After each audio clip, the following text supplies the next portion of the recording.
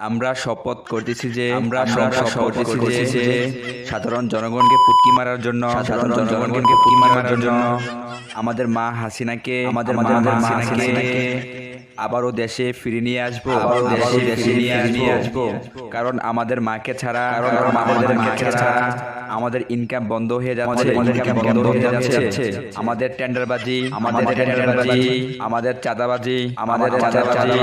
আমাদের লুটপাট করার রাজনীতি আমাদের মা হাসিনাকে ছাড়া আমরা তা করতে পারতেছি না তাই আমরা সকলে মিলে আমাদের মা হাসিনাকে ভারতের মোদিকে দিয়ে দেশে ফিরিয়ে নিয়ে আসবো আমরা আরো শপথ করতেছি যে যতদিন আমাদের মা হাসিনা না আসবে